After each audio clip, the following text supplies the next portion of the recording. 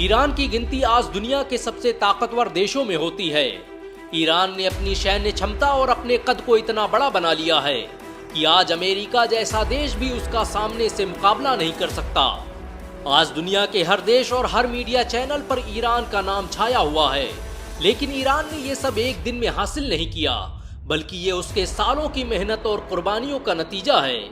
इस्लामी निजाम के लिए सत्ता को उखाड़ फेंकना और दुनिया की जालिम ताकतों से खुद का लोहा मनवाना, अगर किसी को सीखना हो तो वो ईरान से सीखे। ईरान ने बता दिया है कि दुनिया झुकती है, बस झुकाने वाला चाहिए।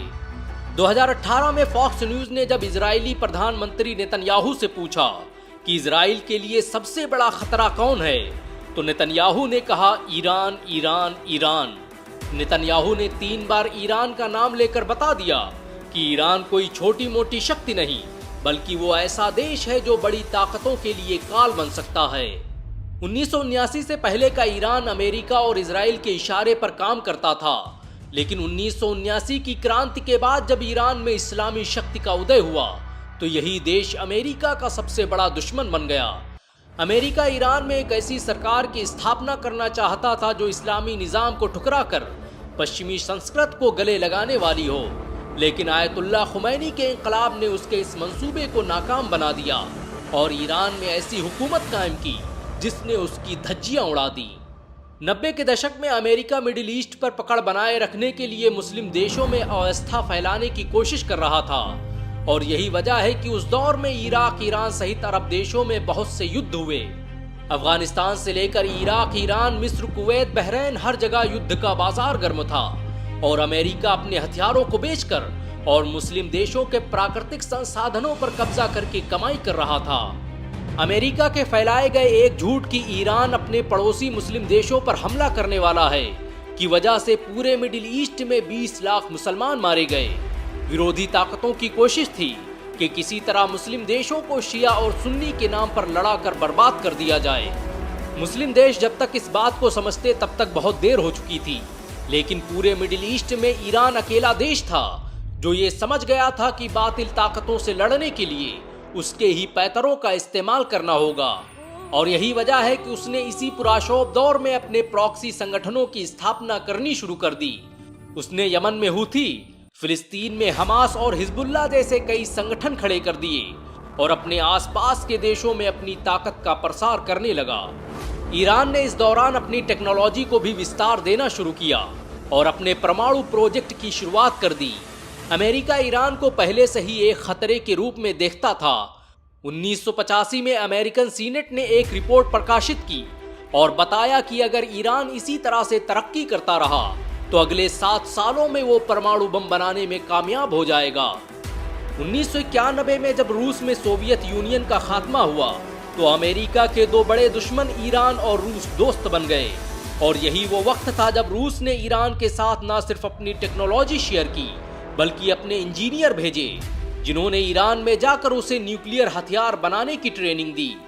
ईरान की बढ़ती शक्ति और ताकत ने अमेरिका को भयभीत करके रख दिया और अमेरिका ने ईरान पर तमाम तरह की पाबंदियां लगा दी। ईरान पर एक पाबंदी ये भी थी कि कोई भी देश ईरान को आधुनिक टेक्नोलॉजी बेच नहीं सकता। अमेरिका ने सोचा था कि ईरान पर पाबंदी लगाकर वो उसकी ताकत को कम कर देगा, लेकिन ऐसा नहीं हुआ, बल्कि ईरान ने अपने वैज्ञानिकों की एक टीम तैयार की और कुछ ही सालों में सीमित संसाधनों का इस्तेमाल करके ऐसे रॉकेट और ऐसे युद्धपोत बनाकर खड़े कर दिए जिन्होंने दुनिया को हैरान कर दिया। 2004 के आते आते ईरान मिडिल ईस्ट का सबसे ताकतवर मुस्लिम देश बन चुका था। कहा जाता है कि यही वो साल था जब ईरान ने परमाणु हथियार बनाने में सफलता हासिल की थी।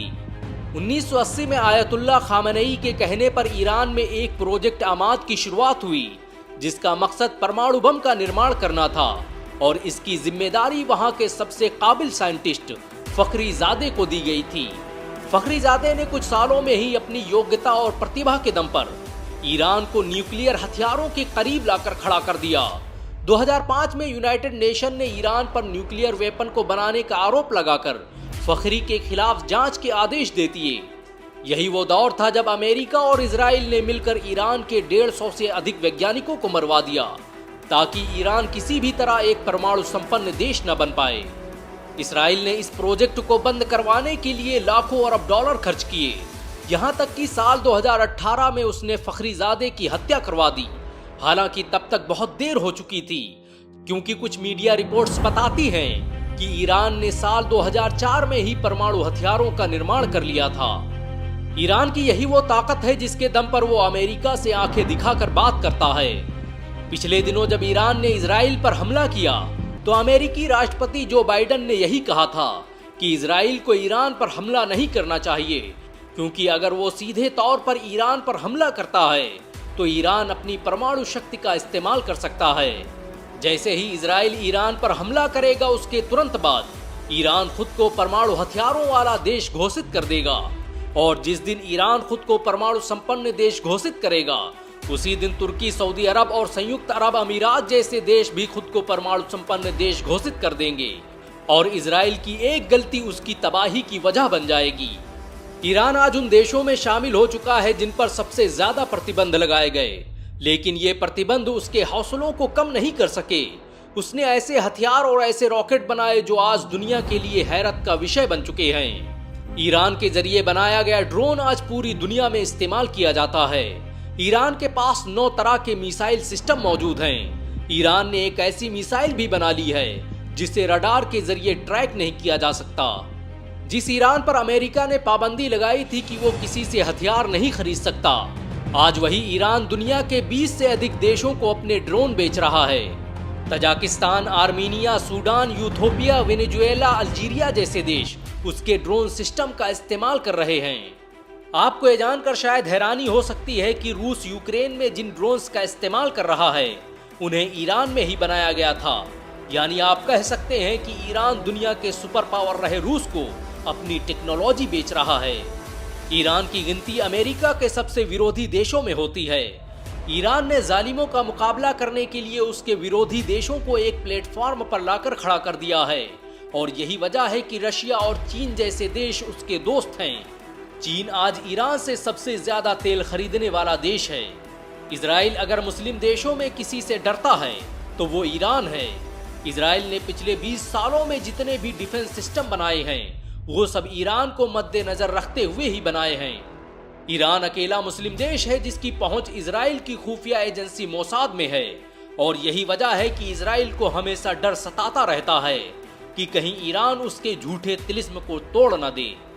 ईरान ने अपनी ताकत और सत्ता के दम पर साबित कर दिया है कि दुनिया झुकती है, झुकाने वाला चाहिए। लोग आपकी बात मानते हैं, बात मनवाने वाला चाहिए।